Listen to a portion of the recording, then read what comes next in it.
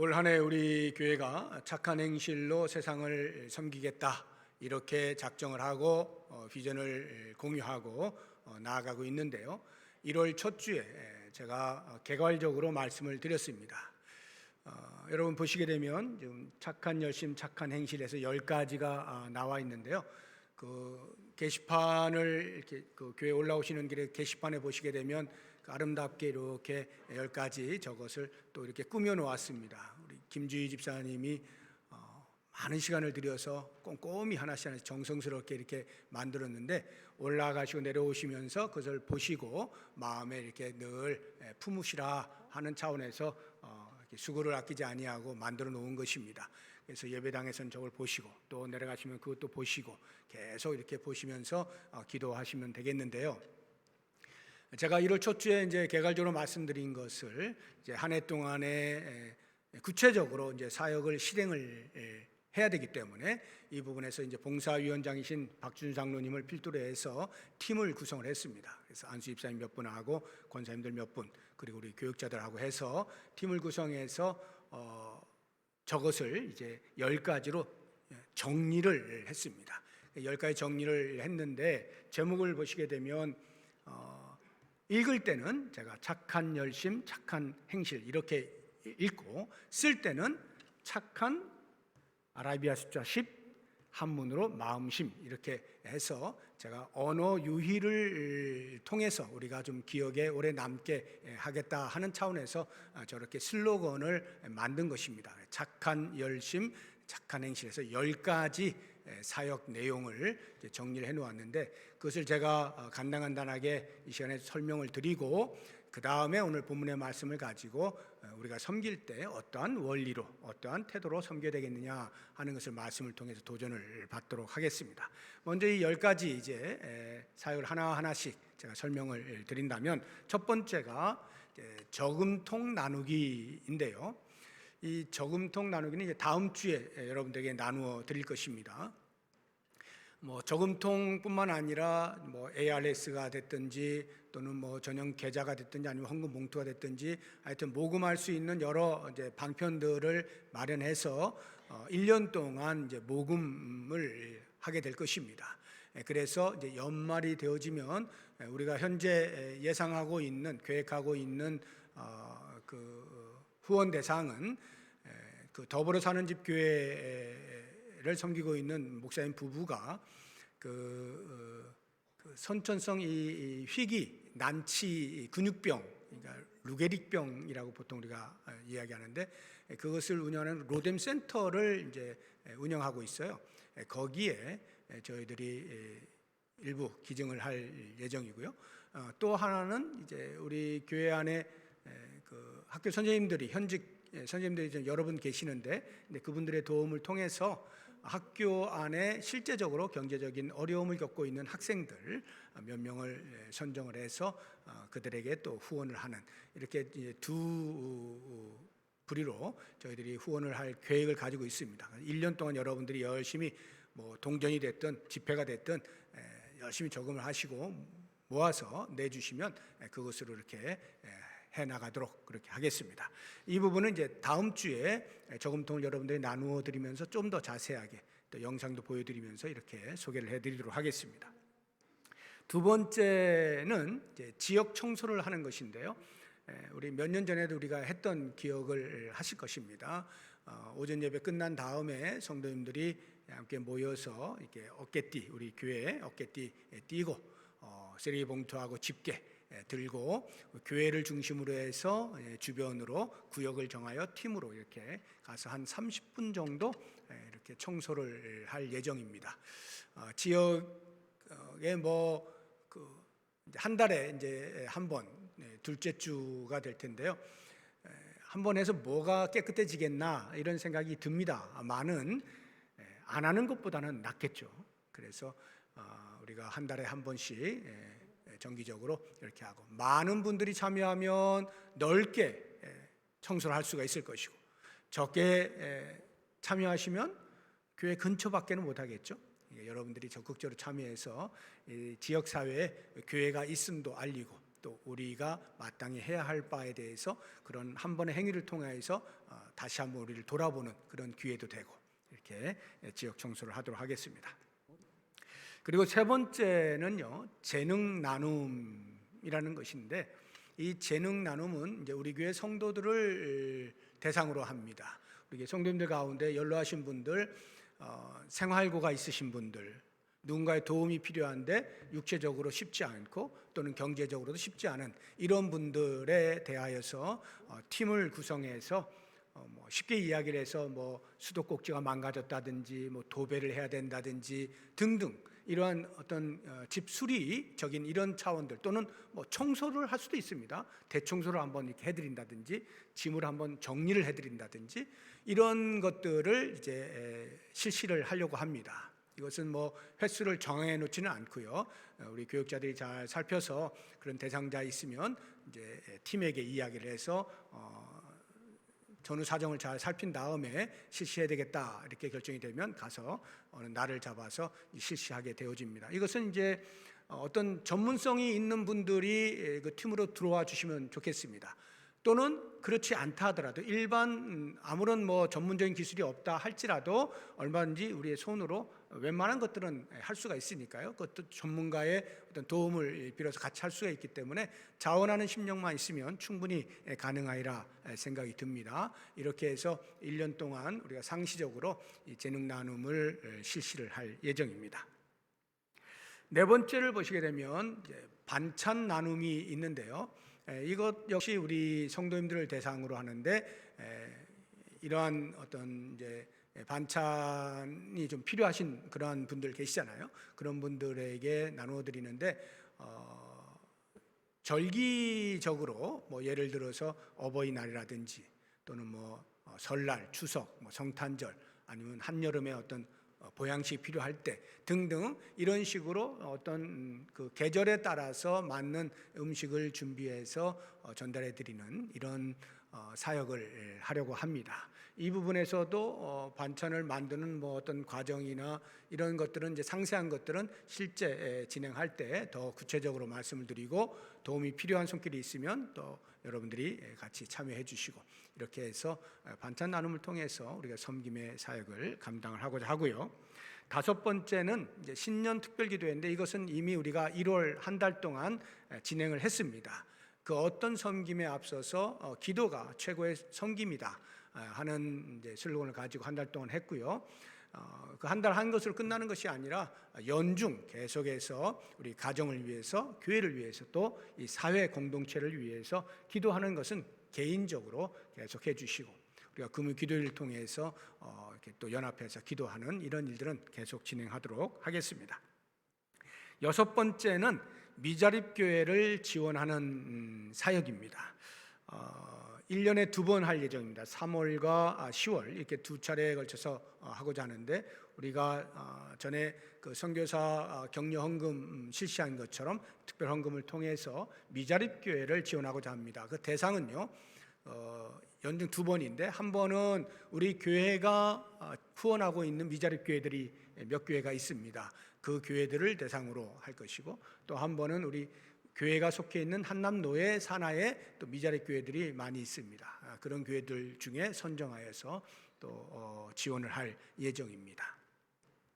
그 다음에 7번째는 이제 세족식인데요. 이것은 우리 가정 안에서의 섬김을 목표로 하는 것인데, 5월이 가정의 달입니다. 5월 가정의 달, 올해 5주가 있는데 마지막 5번째 주일, 가정주일 때에 집에서 가족들끼리, 가족 단위로 이렇게 세족식을 시행하도록 하겠습니다. 교회에서 전반적으로 하면 좋겠는데, 아무래도 코로나가 그때까지 쉽지는 않아 보입니다. 그래서 물론 만약에 완전히 종식이 되면 교회에서 전체적으로 시행을 하는 것도 우리가 고려를 하고 있고요. 아마 지금 상황으로는 가정에서 가족 단위로 해야 될 것 같은데, 어떻게 할지 이런 구체적인 것들은 그때 되면 더 자세하게 말씀을 드리도록 하겠습니다. 8번째가 헌혈인데요. 6월이 국가보훈의 달이죠. 그래서 6월 25일 그 6.25 농단 기념일을 전후해서 한 주간 동안 우리가 헌혈 주간을 교회적으로 정하고요. 그때에 우리 성도님들이 개별적으로 헌혈차에 가셔서 헌혈을 할 수 있도록 그렇게 하고자 합니다. 헌혈차를 교회로 불러서 단체로 하면 좋겠는데 이것도 역시 코로나의 상황에 잘 맞지가 않는 것 같아서 일단 지금으로서는 개별적으로 우리 성도님들이 그 나라를 위해서, 이 사회 공동체를 위해서 섬김의 행위로서 헌혈을 하도록 그렇게 하겠습니다. 그 다음에 9번째, 가족사랑 쿠폰인데요. 이것은 이제 7, 8월이 우리가 보통 이제 휴가철이기도 하고 가족 단위로 움직이는 그러한 시간이 많기 때문에 이 가족사랑 쿠폰을 발행을 해서 여러분들 나누어 드리고 가족 사이에서 서로 구성원들끼리 무엇인가를 요청을 하면 그 쿠폰을 내고 요청을 하면 그 쿠폰을 받은 사람은 요청한 바대로 순종하여서 들어주는 이런 것을 통해서 가족 안에 섬김이라고 하는 것을 훈련하는 그런 것입니다. 그래서 이런 쿠폰을 통해서 일어난 일들에 대해서 간증도 하고 또 어떤 상품도 드리고 뭐 이렇게 그 놀이같이 하면서 섬기는 것을 훈련하는 그러한 사역입니다. 마지막 10번째 보면 실물 감사가 있는데 이것은 우리가 매년 추수감사 주일 때 절기연금 말고 실물로 뭐 쌀이라든가 라면이라든가 등등을 이렇게 내서 주변에 도와왔죠. 이것을 올해 좀 더 적극적으로 성도님들 모두가 좀 동참할 수 있도록 적극적으로 격려해서 보다 좀 많은 대상자들에게 우리의 사랑을 나눌 수 있는 그런 섬김을 실시하고자 합니다. 이상과 같은 이런 10가지는 이제 가족 안에서 또는 우리 교회 공동체 또는 사회 공동체를 위한 섬김이 골고루 이렇게 섞여 있습니다. 이런 10가지 사역을 우리가 잘 실행할 수 있도록 기도해 주시고 또 적극적으로 참여해 주시면 좋겠고, 어떻게 보면 야 이거 뭐 계속 헌금해야 되겠다 하는 생각이 드실지 모르겠습니다. 맞습니다. 계속 헌금해야 됩니다. 섬김이라고 하는 것은 뭐 여러 가지 많은 그 경로를 통해서 할 수 있습니다만 이 금전적인 섬김이라고 하는 것은 무시할 수가 없고 그것이 효과가 큽니다. 그래서 우리가 이렇게 하게 되어지는데 나도 힘든데 라고 하는 생각을 얼마든지 하실 수 있어요. 그렇지만 그런 가운데서도 최소한의 필요를 놓고 그 남은 것들을 가지고 나누고자 할 때에 우리 하나님께서는 결코 모른 척 하실 분이 아니십니다. 우리가 주머니를 비우면 비워지는 대로 하나님께 채우실 것을 우리가 기대하고 그것을 믿음으로 확신하면서 그렇게 하나님이 기뻐하실 만한 이웃사랑의 실천을 해 나간다고 하면 성도 개개인으로서도 존재의 가치를 느끼게 되어지고 교회도 역시 마찬가지일 것입니다. 얼마 전에 제 어머님을 제가 뵀는데 어머님이 이제 가진 게 없잖아요. 돈이 없으니까 자녀들이 드리는 용돈을 가지고 겨우 이제 이렇게 써 가시는 거예요. 그런 중에 어떤 때가 되면 이제 가족들이 모이는 때가 되면 저희 집이 이제 며느리가 셋이 있는데 며느리들에게 꼭 용돈을 주셔요. 그러면서 저에게 하시는 말씀이 야, 이 주는 게 너무 좋다 이런 말씀을 하셔요. 주는 기쁨을 아시는 거예요, 저희 어머님이. 그런데 이제 많이 없으니까 많이 주지 못해서 이제 안타까워서 하시는 말씀이에요. 주는 기쁨을 우리가 맛보게 되어지면 그거 쉽지 않아요, 끊는 게. 그 정도로 준다는 것은 참 우리 자신에게도 기쁨이 있고요. 실제로 도움을 받는 사람들에게 큰 유익이 되고 힘이 되어지는 것입니다. 이게 더불어 사는 것이고 성도됨이고 교회의 존재 이유입니다. 이런 차원에서 특별히 올 한 해 동안에 우리가 조금 버겁게 보일지라도 최선을 다해서 같이 동참하면서 정말 하나님께서 우리 교회를 어떻게 사랑하시는지 한번 경험하는 그런 기회가 되면 좋겠습니다. 이제 제가 오늘 본문의 말씀을 가지고 간단하게 그 섬김의 원리들 몇 가지를 말씀을 드릴 텐데, 첫 번째로 섬김의 원리는 믿음의 분량대로 하는 것이다 하는 것을 말씀을 드리고 싶습니다. 3절을 보시게 되면 내게 주신 은혜로 말미암아 너희 각 사람에게 말하노니 마땅히 생각할 그 이상의 생각을 품지 말고 오직 하나님께서 각 사람에게 나누어 주신 믿음의 분량대로 지혜롭게 생각하라. 믿음의 분량을 말씀을 하고 있습니다. 그런데 그 믿음의 분량을 할 때 마땅히 생각할 그 이상의 생각을 품지 말고라고 이야기하고 있잖아요. 생각할 이상의 생각을 품지 말고, 이 말의 의미는 자기 자신을 과대평가하여 과시하고자 어떤 봉사의 행위들을 함으로 거만스럽게 하지 말고, 이런 말입니다. 그러니까 섬길 때 과시하기 위하여서 하지 말라. 또는 내가 이렇게 섬기는 사람이야, 내가 이런 사람이야 라고 하는 것을 다른 사람들에게 인정을 받고 싶거나 아니면 그것을 통하여서 지위적으로 우위를 점하고자 하는 수단으로 사용하지 말라, 이런 의미입니다. 아마 로마 교회 안에 이런 일들이 있었던 것 같아요. 받은 바 은사들을 가지고 이렇게 자랑하듯이 했던 일들이 있었던 것 같습니다. 그래서 사도 바울이 이렇게 믿음의 분량대로 할 때 생각할 그 이상의 생각을 품지 말고 해라 말씀을 하고 있는 것이고요. 그래서 우리가 이제 섬긴다라고 할 때는 나를 드러내기 위해서 하는 것이 아니라 공동체의 유익을 위해서 한다는 것 꼭 기억을 하면 좋겠고, 믿음의 분량대로 할 때 그 믿음의 분량이 뭐냐가 중요한데요. 우리가 쉽게 이렇게 믿음의 분량, 믿음 하면 예수 그리스도에 대한 믿음, 예수 그리스도를 신앙하는 신앙심, 이렇게 이제 우리가 쉽게 이해를 하게 되어집니다. 그런데 여기에서 사도 바울이 말할 때 믿음의 분량은 그런 믿음이 아니고 은사를 말하는 거예요. 은사. 그래서 다시 3절을 보시게 되어지면 그 믿음의 분량 앞에 수식 어구가 나와 있죠. 오직 하나님께서 각 사람에게 나누어 주신 믿음의 분량대로, 하나님께서 나누어 주신 믿음의 분량이라는 거예요. 우리가 그리스도에 대한 신앙심이라고 한다면 그것은 하나님이 나누어 주시는 게 아닙니다. 그건 우리가 열심을 다해서 섬기면 신앙심이 점점 깊어지는 거죠. 그건 하나님이 나누어 주시는 게 아니에요. 그럼 나누어 주시는 게 뭘까요? 은사죠. 그래서 6절을 보시게 되면 더 정확하게 나와 있는데, 6절을 보세요. 우리에게 주신 은혜대로 받은 은사가 각각 다르니 해서, 하나님 우리에게 주신 은혜가 은사라 이 말이에요. 그 은사가 하나님이 나누어 주시는 거예요. 그 은사대로, 믿음의 분량대로라는 말은 은사대로, 다시 말하면 내가 받은 바 은사에 적합하게, 이런 말이에요. 적합하게 섬겨라 하는 뜻입니다. 그래서 우리는 무엇보다 먼저 하나님이 나에게 어떤 은사를 주셨나를 찾는 것이 중요합니다. 그리고 그 은사를 이제 적합하게, 은사에 따라 적합하게 섬기는데, 아까 재능 그 나눔 말씀을 드릴 때도 직업적인 면도 은사의 일종이에요. 그래서 어떤 내가 잘하는 것, 전문적인 어떤 지식이 있거나 전문적인 기술이 있거나 하는 이런 것들이 은사의 하나거든요. 이것을 공동체를 위해서 기부하는 거예요. 섬기는 거예요. 우리 교회 안에 그런 분들이 많이 있어요.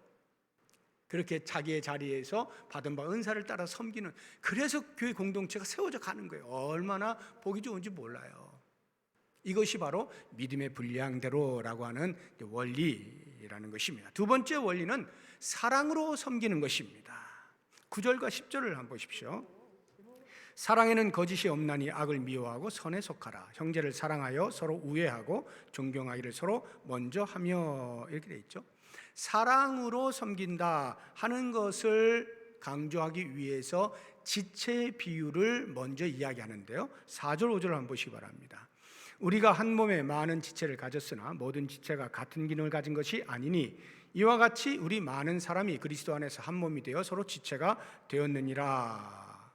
우리 몸에 이 지체들이 여러 개가 있잖아요. 그 지체들이 상호 협력하여서 몸을 건강하게 세우는 것처럼 교회 공동체 안에 여러 성도들이 받은 바 은사를 따라서 역할 수행을 잘 함으로써 교회 공동체, 그리스도의 몸된 교회 공동체를 건강하게 세운다, 이렇게 말씀을 하고 있는 거예요. 그래서 사도 바울이 그 지체 이야기 다음에 곧바로 다양한 은사들을 6절에서부터 8절까지 소개를 하고 있죠. 한번 보시죠. 뒷부분에 보면 6절 뒷부분, 혹 예언이면 믿음의 분수대로, 섬기는 일은 섬기는 일로, 가르치는 자면 가르치는 일로, 위로하는 자면 위로하는 일로, 구제하는 자는 성실함으로, 다스리는 자는 부지런함으로, 긍휼을 베푸는 자는 즐거움으로 해라. 해서 여러 가지 다양한 은사들을 이야기하고 있어요. 여기 이야기하고 있는 은사가 다가 아니죠. 이거 외에도 얼마든지 많은 은사들이 있어요. 그 은사들을 잘 활용해서 교회 공동체를 건강하게 세워나가면 되는 것입니다. 그런데 이렇게 각자의 맡은 바 역할 수행을 잘 감당한다라고 할 때 그 역할 수행의 방법이 두 가지가 있어요. 하나는 기계적으로 역할 수행을 하는 것이 있고, 또 하나는 유기적으로 역할 수행하는 게 있어요. 기계적인 역할 수행이라고 하는 것은 쉽게 예를 들어서 자동차를 생산한다라고 할 때 그 공정 과정을 보시게 되면 그 자동차에 많은 부품들이 있는데 그 부품 하나하나를 순서를 따라서 다 이렇게 채워 넣잖아요. 그래서 제일 마지막에는 근사한 차가 완제품이 나오는 거 아닙니까? 이렇게 기계적으로 자기의 역할만 틀리지 않냐고 정확하게 하면 그것이 다 모아져서 완제품이 나오는 거예요. 근데 유기적이다라고 하는 것은요, 자기의 역할만 하는 것으로 끝나는 것이 아니라 서로 상호 의존적으로 협력을 하는 거예요. 그것이 필요해요. 그래서 이 몸의 지체들이 그러한 것이고 교회 공동체가 그러해요. 예를 들어서 우리 몸을 볼 때에 쉽게 눈하고 발이 있다라고 하죠. 그럼 눈은 보는 것이 자기 역할이잖아요. 발은 가는 것이 자기 역할이죠.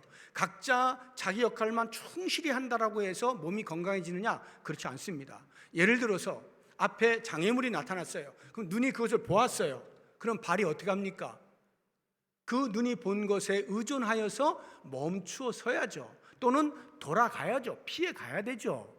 이렇게 상호 의존적이 될 때 몸이 보존이 되는 거예요. 그렇지 않으면 부딪히게 되어지고 발만 상하는 게 아니라 온 몸이 다 아프게 되는 거잖아요. 이런 것처럼 교회 공동체의 성도들이 각자 받은 은사들을 활용할 때에 나만 잘하면 돼. 너희들 내 거 건들지 마. 나는 내가 확실하게 할 거야. 나도 너희들 거 신경 안 쓸게. 이건 좋은 태도가 아니에요. 각자 최선을 다하되 서로 상호 의존이 되어야 되는 거예요. 그래서 이 공동체는요, 책임 의식도 필요하지만 각자 자기의 역할을 감당하는 이 책임 의식에 더하여서 상호 의존성이 반드시 있어야 돼요. 그러할 때에 제대로 된 건강한 교회가 세워질 수가 있어요. 이것을 베드로 사도는 서로 섬긴다라는 표현을 쓰고 있어요. 베드로전서 4장 10절 한번 보겠습니다. 각각 은사를 받은 대로 하나님의 여러 가지 은혜를 맡은 선한 청지기 같이 서로 봉사하라. 서로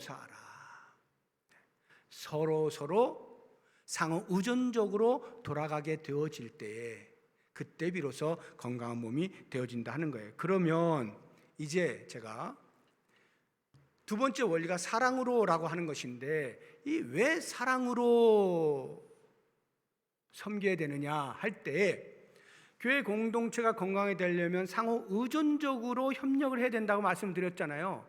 그런데 이 상호 의존적인 이 협력이 극대화될 수 있는 환경이 사랑이라는 거예요.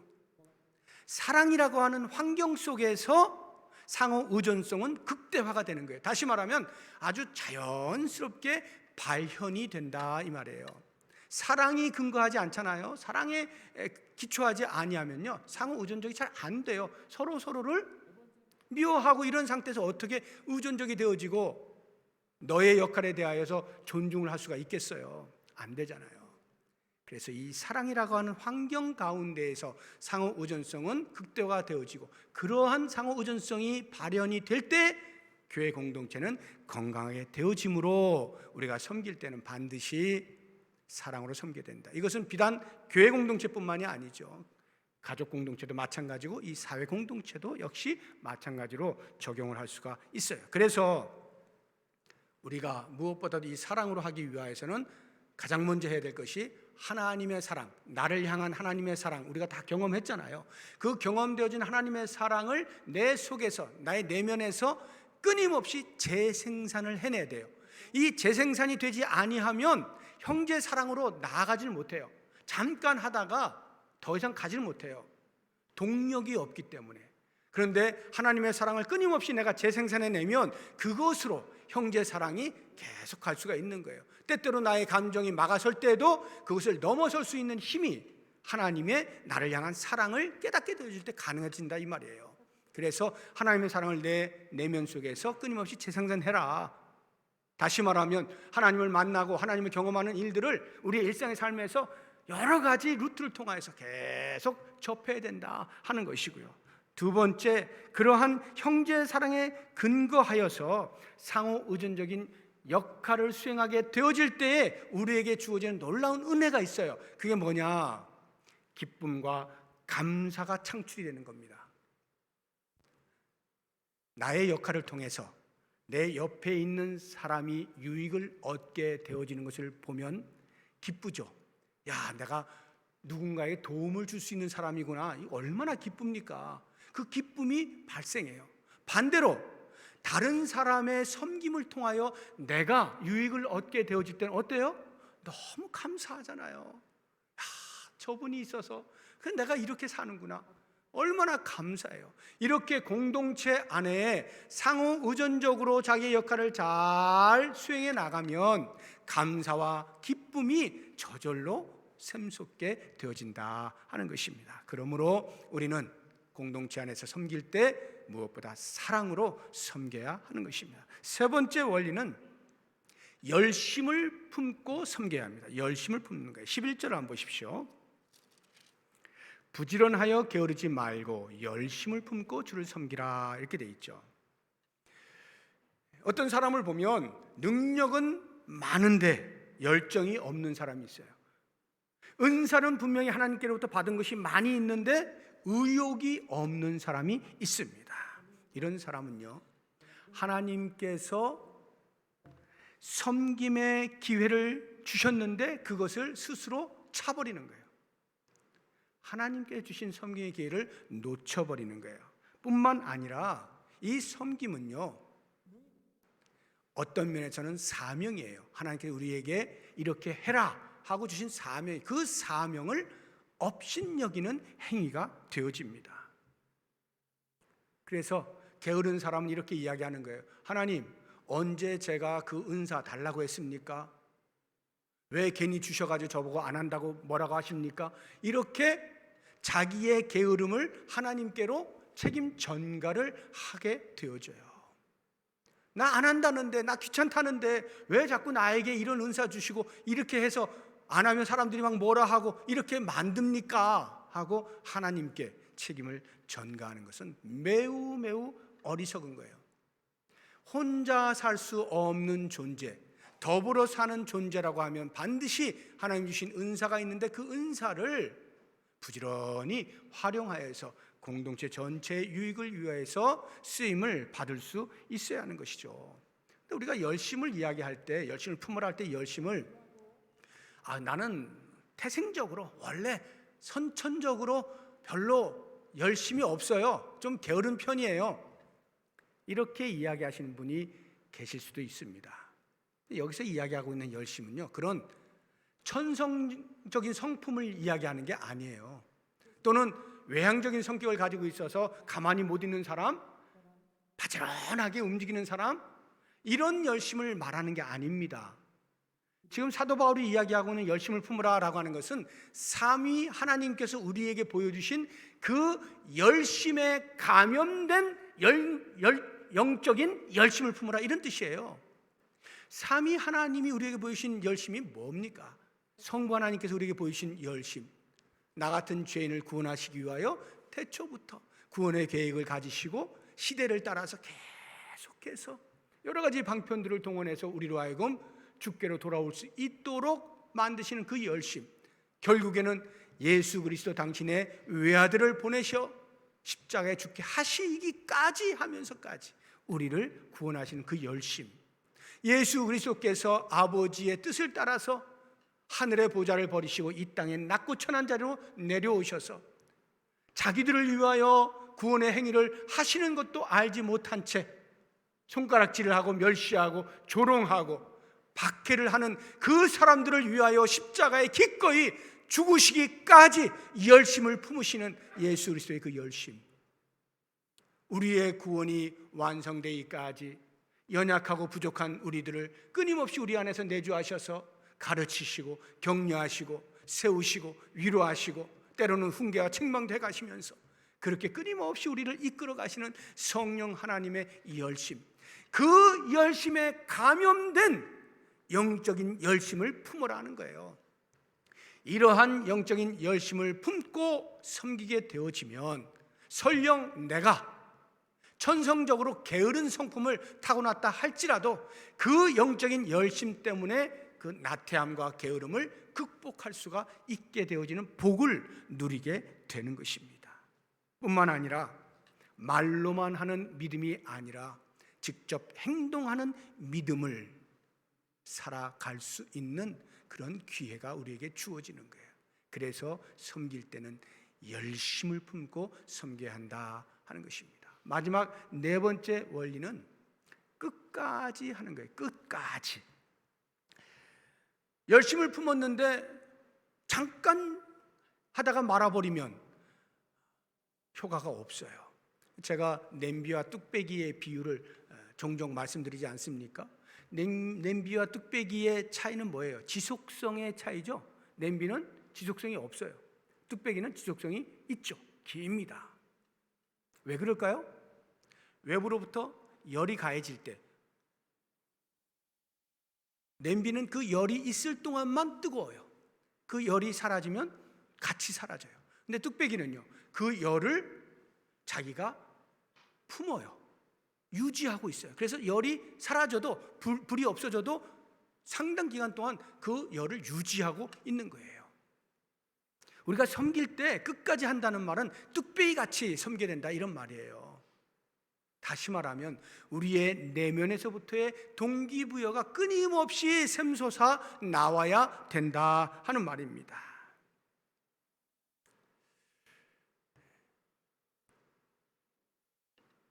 목사가 좀 섬기시오, 이것 좀 섬겨주세요, 이것 좀 해주세요, 이렇게 할 때는 그래도 나름대로 동기부여가 되잖아요. 어찌됐든 간에 그래도 나를 이렇게 신뢰하고 내가 이렇게 하도록 하는구나 하죠.